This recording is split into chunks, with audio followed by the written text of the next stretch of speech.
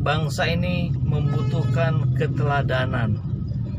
Bangsa ini membutuhkan contoh pemimpin yang bisa ditiru oleh seluruh rakyatnya, karena setiap rakyat juga adalah pemimpin. Dan gitu ya. Pemimpin buat dirinya sendiri minimal. Bismillahirrahmanirrahim. Assalamualaikum warahmatullahi wabarakatuh. Bicara tentang pemimpin, maka kata-kata yang diucapkan, yang disampaikan oleh seorang pemimpin tentu pasti akan didengar oleh anak buahnya. Pasti itu. Kalau enggak, mana mau dia jadi anak buahnya. Tapi apakah ketika kata-kata itu berisi sebuah perintah itu dilakukan? Belum tentu. Kenapa? Karena yang dilakukannya itu harus siap dulu dilakukan oleh anak buahnya. Kalau diminta manjat pohon, tapi si anak buahnya nggak bisa naik pohon, ya sulit juga. Mungkin tidak akan dilakukan. Kalau anak buahnya diminta untuk menganalisa kebutuhan perusahaan, kebutuhan organisasinya, tapi dia tidak punya pengalaman, dia tidak punya kompetensi untuk melakukan tahapan-tahapan analisa yang benar, maka itu nggak akan benar juga hasilnya. Apa yang dilakukan oleh seseorang itu memang harus yang menjadi kompetensinya. Jadi kata kuncinya memang ada di kompetensi. Apakah dia kompeten untuk melakukan sesuatu yang kita perintahkan atau tidak? Apakah dia punya kompetensi untuk melakukan inovasi? Apakah dia punya kompetensi untuk melakukan kreativitas? Kompetensi itu kan bisa dilihat dari hasil kerja yang sebelumnya. Ada nggak pengalaman ke arah sana? Kalau level operator yang sangat bagus kinerjanya, yang sangat telaten, sangat teliti, tapi dia tidak pernah melakukan inovasi, ya sulit. Ketika dia diminta untuk melakukan inovasi, dia akan kerepotan, kewalahan. Yang kedua juga adalah sikap mentalnya. Ketika seseorang diminta untuk melakukan terobosan-terobosan, tapi dia tidak berani, tapi dia tidak siap, dan dia malah juga tidak terbiasa melakukan itu, maka terobosan tidak akan bisa dilakukan. Dia akan banyak ketakutan-ketakutan, dia akan banyak kekhawatiran-kekhawatiran, dan itu jadi hambatan besar. Sebetulnya yang jauh lebih utama adalah apakah yang diperintahkan itu juga sudah dilakukan oleh yang memerintahkan. Karena pemimpin itu dalam banyak hal sama dengan peran dan fungsi dari guru, digugu dan ditiru. Proses peniruan ini yang ada nggak? Pemimpin juga sering dikatakan sebagai teladan. Teladannya bagaimana? Karena dia akan diteladani oleh anak buahnya. Kalau misalkan pemimpin meminta anak buahnya untuk melakukan koordinasi yang efektif dengan lintas menteri bisa, tapi fungsi koordinasi yang diperankannya pun selama ini tidak berjalan dengan efektif, ya nggak bisa disalahkan juga kalau kemudian anak buahnya tidak melakukan hal yang sama. Anak buahnya tidak melakukan hal yang diminta. Tidak ada kerjasama tanpa perspektif yang sama. Ini perspektifnya dulu yang harus sama. Nah, dari data, dari fakta di lapangan memang menunjukkan bahwa sumber utama adanya konflik, adanya miskoordinasi, miskomunikasi itu diawali terlebih dahulu dengan beda persepsi. Bayangkan ketika si A persepsinya berbeda dengan si B, 1 atau 2 derajat saja perbedaannya, maka semakin lama itu akan semakin menjauh perbedaannya, kan gitu ya. Arah kiblat beda 1 derajat dari Indonesia, itu kan nyampainya nggak ke Mekah, itu bisa jadi malah ke tempat lain, bisa jadi malah ke Rusia gitu. Makanya di sholat kan ada anjuran untuk kita secara berkala menyamakan kembali arah derajatnya ke sebelah mana, arah kiblatnya ke sebelah mana. Secara konvensional ada matahari kan, tapi secara teknologi juga kan sekarang sudah banyak orang bisa melakukan itu. mengecek setiap saat. Nah, apa yang dicek? Sudutnya sudah sama belum? Apa yang dilakukan oleh seseorang, siapapun itu, tingkah laku yang ditunjukkan sehari-hari, maka itu kendali terbesarnya ada di alam bawah sadarnya. Banyak pakar bilang perilaku 80%-nya dikendalikan oleh alam bawah sadar. Maka pemimpin harus rajin-rajin mengecek nih. Kalau pemimpinnya, apalagi pemimpin besar, mestinya kan dia bisa dikelilingi oleh para staf ahli, tenaga ahli yang bisa bantu mengukur apakah 80%-nya itu sudah bagus, sudah efektif. Tinggal yang 20%-nya tadi itu yang dikendalikan oleh sebuah perencanaan yang matang, oleh sebuah goal setting. Karena tanpa perencanaan tidak ada perwujudan yang baik. Gagal dalam merencanakan sama dengan merencanakan kegagalan. Terus bagaimana kalau tanpa rencana? Semuanya reaksioner, ya hasilnya pun jadinya sepotong-sepotong, nggak utuh, nggak jadi apa-apa. Ketika perencanaannya setengah matang, kan bisa jadi hasilnya bukan setengah jadi, enggak, bisa jadi kurang dari setengah atau malah nol besar. Karena itu tidak sesuai dengan metode, itu tidak sesuai dengan proses yang semestinya dilakukan. Nah, dalam aktivitas manajerial, apalagi manajerial level dewa, level tinggi, maka ini kan menjadi hal dasar yang harus dicermati baik-baik. Jangan sampai organisasi besar seperti sebuah negara, tapi tanpa sebuah aktivitas perencanaan yang matang. Perencanaan yang disusun oleh orang-orang yang jago itu seringkali hasilnya tidak menunjukkan kehebatan. Kenapa? Karena masing-masing orang jago itu dia mengedepankan egonya masing-masing.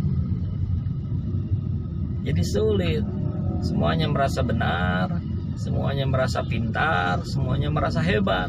Orang hebat bergabung dengan orang hebat, tapi masing-masing merasa hebat, masing-masing merasa lebih hebat dibandingkan yang lain, maka itu hasilnya kontraproduktif. Kalau bicara di level negara, ini kita bukan kekurangan orang hebat. Orang hebat ini sangat banyak, orang pintar sangat banyak, tapi sikap mentalnya ini. Makanya dulu ada revolusi mental, tapi nggak tahu juga ini hasilnya bagaimana ini.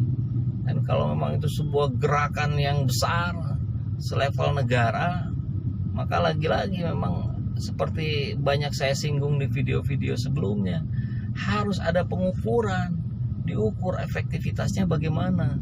Proses-proses revolusi mental yang dilakukan oleh semua kementerian, semua dinas. Kalau revolusi mental wujudnya sepeda santai, jalan santai, kan ada tuh dulu ya. Ya relevansinya di sebelah mana? Bukan tidak boleh, itu sebagai sebuah perayaan sih boleh-boleh saja, tapi kan yang terpenting bagaimana itu diwujudkan. Hasilnya seperti apa? 5 tahun kepemimpinan Jokowi di periode 1 ini harus muncul juga raportnya ini yang detail. Rakyat tahu, harus dikasih tahu tuh rakyat. Kenapa?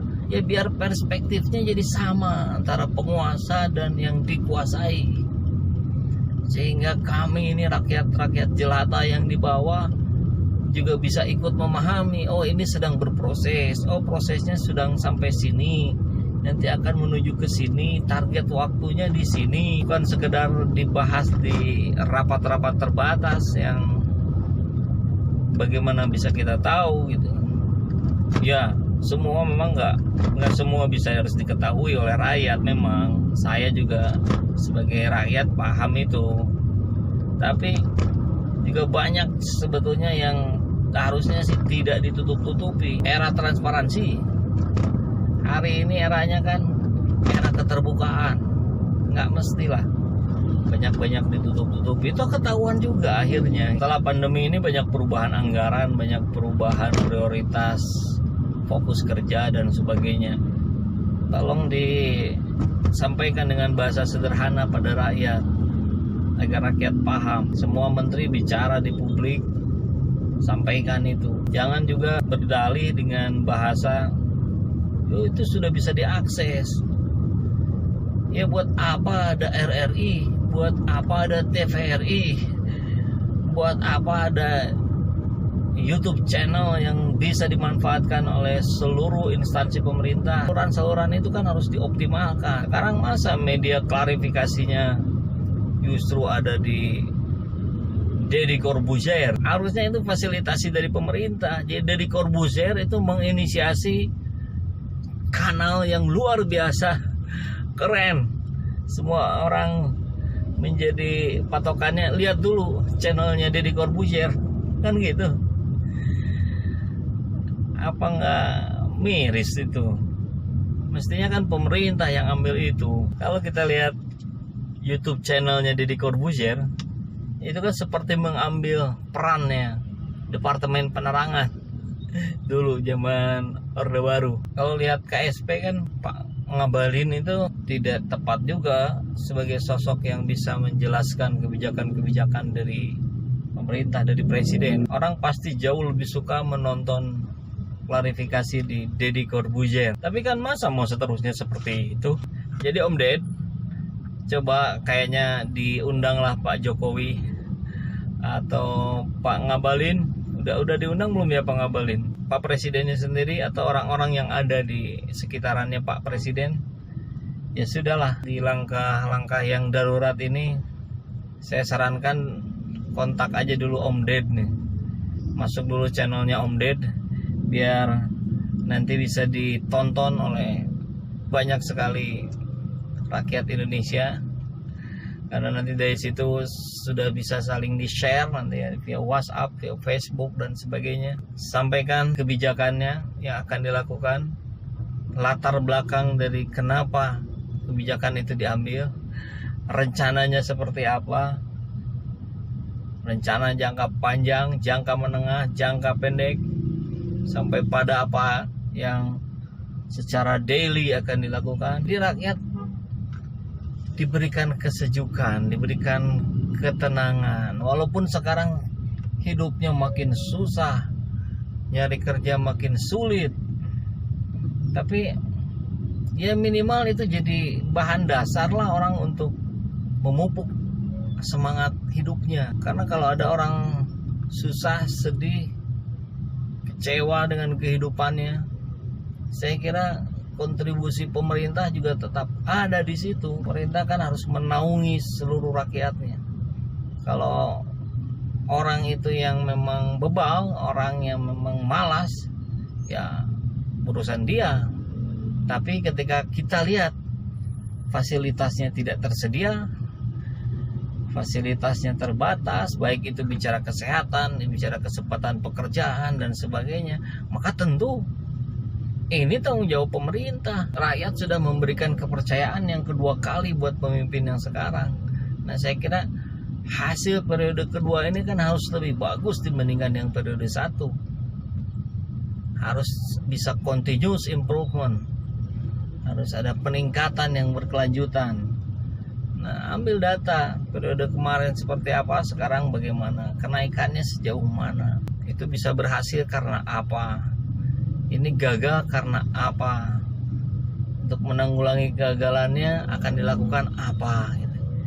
Ini hal-hal sederhana, ini hal-hal yang mudah untuk dilakukan, apalagi ada orang-orang hebat tadi. Tapi kembali, kuncinya adalah bagaimana mengumpulkan orang-orang hebat ini, bagaimana memanfaatkan orang-orang hebat ini yang ada di pemerintahan agar semuanya bisa optimal, agar semuanya bisa terberdayakan secara maksimal. Jangan sampai beberapa pihak atau banyak pihak dimintai pendapat, tapi ternyata pendapatnya sendiri tidak dijadikan pertimbangan. Nah, ini kan jadi kesedihan yang berbeda. Kalau kemudian dianggap bahwa itu sudah dipertimbangkan, tapi pada akhirnya kami memutuskan. Nah, ya harus dijelaskan kenapa tidak diambil.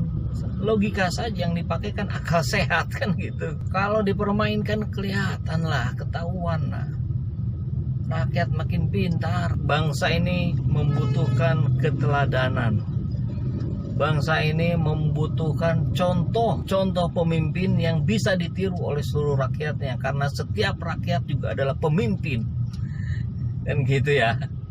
Pemimpin buat dirinya sendiri minimal. Apakah saya harus percaya apa yang pemimpin katakan? Atau saya harus percaya apa yang saya lihat dengan mata kepala sendiri dan saya dengar dengan telinga sendiri? Orang kan pasti memilih yang kedua. Secara akal sehat orang akan lebih percaya fakta dan data yang dilihatnya sendiri, yang didengarnya sendiri, yang dirasakannya sendiri. Berikanlah contoh pada kami. Publik butuh tontonan yang jadi tuntunan.